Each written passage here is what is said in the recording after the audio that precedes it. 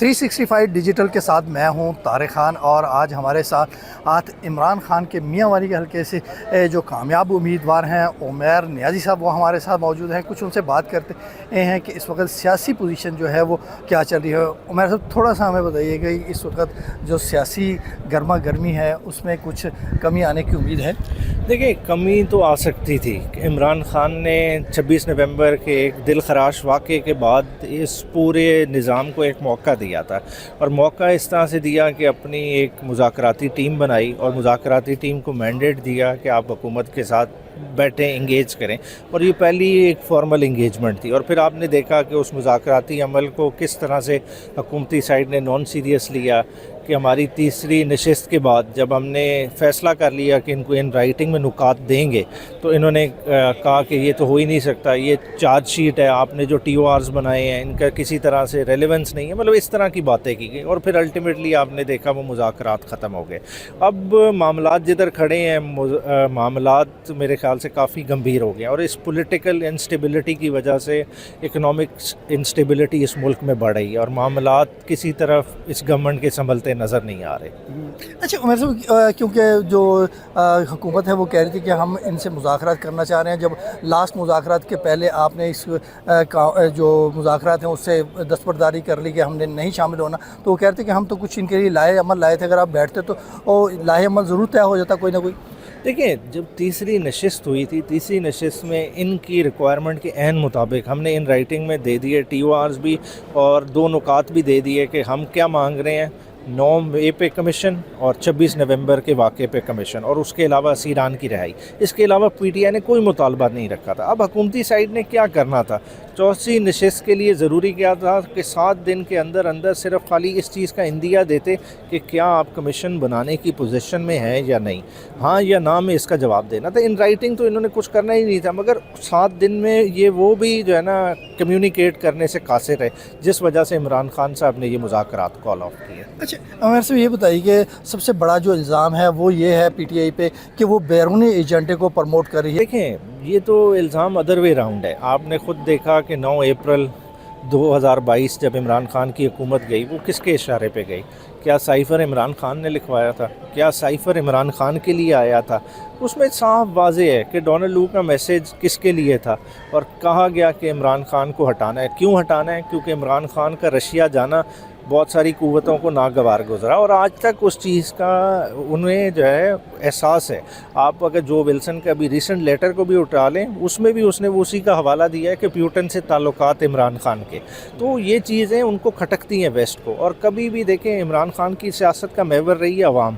اگر باہر کی انٹرونشن ہوتی تو آج 550 سے زائد دن ہو گئے عمران خان کو جیل کے اندر، عمران خان اتنی دیر جیل کے اندر نہ رہتا، پھر کوئی نہ کوئی قطری یا سعودی انٹروین کر جاتا تو 50 روپے کے اسٹامپ پیپر پہ عمران خان باہر ہوتے۔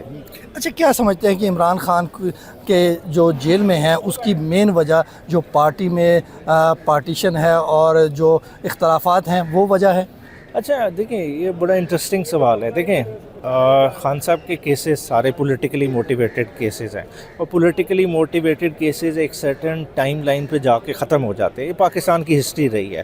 کوئی بھی سیاستدان کوئی جو ہے نا لامحدود عرصے کے لیے جیل میں نہیں رہا، جیل سے باہر آ جاتے ہیں۔ مگر خان صاحب کو دیکھیں، 8 فروری کے بعد اتنی لینڈ سلائڈ وکٹری، اتنے بڑے مینڈیٹ کے بعد اتنا عرصہ پھر بھی جیل کے اندر رہ جانا، یہ ان سوالوں کو بے شک ضرور جنم دیتا ہے۔ مگر دیکھیں، پارٹیز میں فرکشنز بھی ہوتی ہیں، اس طرح ڈویژنز نہیں ہیں، میں کہوں گا فرکشنز ہیں، ٹھیک ہے، تھوڑا نقطہ نظر کا فرق ہوتا ہے، مگر آہستہ آہستہ چیزیں الائن ہو رہی ہیں۔ آپ ریسنٹ چینجز دیکھیں کہ تنظیمی ڈھانچے میں بھی خان صاحب خود توجہ لے رہے ہیں، تو لوگوں کی پلیسمنٹ ایک دفعہ بہتر ہو جائے گی تو مومنٹم بہت ابھر کے اٹھے گا۔ جتنی پی ٹی آئی مقبول ہے پورے پاکستان میں، تنظیمی طور پہ بھی اتنی مضبوط آپ کو نظر آئے گی آنے والے دنوں میں۔ اچھا، کیا سمجھتے ہیں کہ عمران خان صاحب جو ہیں وہ کب تک جو ہے ان کی رہائی ممکن ہو سکے گی، آپ کے اپنے اختلافات ختم کر کے؟ اور کوئی نظر آ رہا ہے آپ کو کوئی بیک ڈور پالیسی، کوئی مذاکرات اس حوالے سے ہو رہے ہوں کہ عمران خان باہر آ جائے؟ دیکھیں، عمران خان صاحب کا تو آنا باہر لکھا ہوا ہے، مطلب وہ نہیں ٹلنا، چاہے یہ جتنی مرضی کوشش کر رہے ہیں، نون لیگ جس مرضی بیانیہ بنا لے۔ کل قادر کیس میں جس طرح سے سزا لی گئی وہ ساری دنیا کو پتہ ہے۔ اب پیچھے جو کیس بقائے ہیں وہ تو توشہ خانہ کا ہے جو کہ ریفرنس چل ہی نہیں سکتا مگر یہ زور زبردستی چلا رہے ہیں، تو وہ اس میں بھی ٹرائل جاری ہے. ساتھ ہی ساتھ 9 مئی جو GHQ والا کیس ہے اس میں بھی گواہ ریکارڈ ہو رہے ہیں.